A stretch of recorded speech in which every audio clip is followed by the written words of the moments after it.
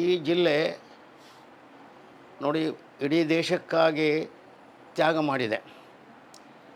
ಅಣು ಕೇಂದ್ರ ಬಂತು, ಸೀಬರ್ಡ್ ಬಂತು, ಬಿಣಗ ಫ್ಯಾಕ್ಟ್ರಿ ಬಂತು. ಹೀಗೆ ಅನೇಕ ಇದಕ್ಕೆ ಎಲ್ಲ ಕಡೆಯೂ ಕೂಡ ಜಿಲ್ಲೆ ಇವತ್ತು ರೈಲ್ವೆಗಾಗಿ ತ್ಯಾಗ ಮಾಡ್ತು. ಈಗ ಮತ್ತೆ ವಿಮಾನ ನಿಲ್ದಾಣ ಬರ್ತಾ ಇದೆ. ಜನರಿಗೆ ಮೊದಲೇ ತುಂಡು ಹೊಲ, ಸಣ್ಣ ಹಿಡುವಳಿದಾರರು, ಇಲ್ಲಿ 1 ಎಕರೆ 10 ಗುಂಟೆ 20 ಗುಂಟೆ ಸಣ್ಣ ದೊಡ್ಡ ಜಮೀನ್ದಾರರಿಲ್ಲ.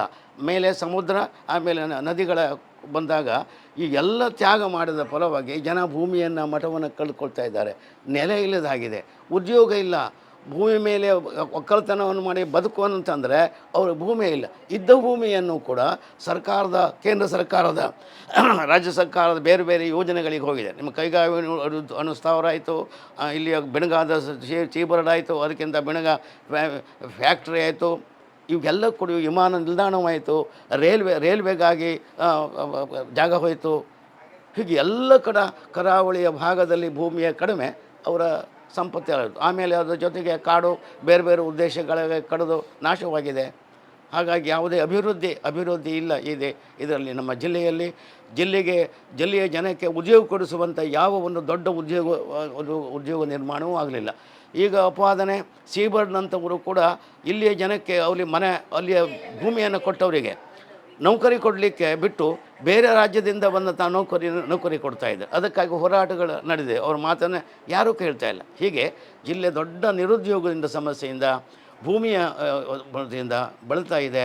ಯಾವ ದೊಡ್ಡ ಉದ್ಯೋಗವೂ ಕೂಡ ಸಿಗದೇ ಇದ್ದರಿಂದ ಇವತ್ತು ಒಂದು ಚಿಂತಾಜನಕ ಸ್ಥಿತಿಯಲ್ಲಿ ನಮ್ಮ ಜಿಲ್ಲೆಯ ನಿಮಗೆ ಗೊತ್ತಿದೆ, ಅವ್ರ ಹೆಸರು ಹೇಳಬೇಕಾಯಿತು. ಯಾರ್ಯಾರು ನಮ್ಮ ಬಂದಂಥ ಜಿಲ್ಲಾ MP ಗಳು 30 ವರ್ಷ ಮಾಡಿದಂಥ ಅನಂತಕುಮಾರ್ ಹೆಗಡೆ ಈ ಜಿಲ್ಲೆ ಬಗ್ಗೆ ಏನೂ ಮಾಡಿಲ್ಲ. 30 ವರ್ಷಗಳಲ್ಲಿ ಪ್ರತಿಯೊಬ್ಬ MP ಗೆ 1 ಕೋಟಿ ರೂಪಾಯಿ ಅನುದಾನ ಕೊಟ್ಟೋದು ಈ ಜಿಲ್ಲೆಗೆ ಎಲ್ಲೂ ವೆಚ್ಚ ಮಾಡಲಿಲ್ಲ. ಹಿಂದೆ ಬಂದ ಪ್ರಾರಂಭದಲ್ಲಿಯೇ ಜೋಕೆ ಮಾಡುವ ಅಂತ ಬಂದರು. ನಮ್ಮ ಜಿಲ್ಲೆಯವರಲ್ಲ, ಮಂಗಳೂರಿನವ್ರು ಇಲ್ಲಿ ತಂದು ಹಾಕಿದರು ಇಲ್ಲಿಗೆ. ಹಾಗೆ ಒಬ್ಬರೇ ದಿನಕರ್ ದೇಸಾಯಿ ಒಂದು ಅವಧಿಯವರೆಗೆ ಇದ್ದ ಮಾತ್ರ ಈ ಜಿಲ್ಲೆಗೆ ರೈತ ಹೋರಾಟವನ್ನು, ರೈತರಿಗೆ ಕೊಡುವಂತಹ ಗೇಣಿ ಕಾಯ್ದೆಯನ್ನು ವಿರೋಧಿಸಿ ರೈತರಿಗೆ ಜೀವನಕ್ಕೆ ಸುಖ ಮಾಡಿಕೊಟ್ಟವರು ಅವರೊಬ್ಬರೇ. ಅವ್ರ ನಂತರ ಅಂಥ ಒಂದು ಕೆಲಸ ನಮ್ಮ ಜಿಲ್ಲೆಗೆ ಮೊದಲು ಹೇಳಿದ್ನಲ್ಲ, ಜಿಲ್ಲೆಯ ಜನಕ್ಕೆ ಉದ್ಯೋಗ ಕೊಡುವಂಥ ಒಂದು ದೊಡ್ಡ ಇಂಡಸ್ಟ್ರಿ ಆಗಬೇಕು, ಉದ್ಯೋಗ ನೀಡುವಂಥ ಮೊದಲನೇದು. ಜಿಲ್ಲೆಯ ದೊಡ್ಡದ್ದು ಒಂದು ಉದ್ಯೋಗ ಸಮಸ್ಯೆ. ಹಾಗೆ ನಮ್ಮ ಮಂಗಳೂರಂಥ ಪ್ರದೇಶ ಯಾವಾಗ ಬಂದರೆ ನಮ್ಮ ಬಂದರ ನಿರ್ಮಾಣವಾಗಿ ನಮ್ಮ ಸಾಗಾಟಗಳಿಗೆ ಕೊಡಬೇಕು. ನಮ್ಮ ರೈತರಿಗೆ ಕೃಷಿಯನ್ನು ಸುಧಾರಿಸಲಿಕ್ಕೆ ನಮ್ಮ ಈ ಜನಪ್ರತಿನಿಧಿಗಳು ಪ್ರಾರಂಭಬೇಕು. ಕೃಷಿ ಈಗೆಲ್ಲ ನಿರ್ಲಕ್ಷಿತವಾಗಿದೆ. ಕೃಷಿ ಸಾಂಸಾರಿಕವಾಗಿ ಆ ಕೃಷಿಯನ್ನು ಸರಿ ಮಾಡಲಿಕ್ಕೆ ಹೋರಾಟಕ್ಕೆ ಅನುಕೊಡಬೇಕಾಗಿದೆ. ಅಂಥ ಒಂದು ನಮ್ಮ ಪ್ರತಿನಿಧಿಗಳು ಮತ್ತು ನಮ್ಮದೇನು ಜಿಲ್ಲೆಯ ತ್ಯಾಗ ಮಾಡಿದ ತಕ್ಕ ಹಾಗೆ ಎಲ್ಲೆಲ್ಲ ವಿವಿಧ ಯೋಜನೆಗಳಿಗೆ ತ್ಯಾಗ ಮಾಡಿದ ಹಾಗೆ ಆ ತ್ಯಾಗಕ್ಕೆ ತಕ್ಕ ಪ್ರತಿಫಲ ನಿರಾಶ್ರಿತರಾಗಿದ್ದಾರೆ. ಇನ್ನೂ ಕೂಡ ಅವರಿಗೆ ಸರಿಯಾದ ಸೌಕರ್ಯಗಳು ಸಿಗಬೇಕು.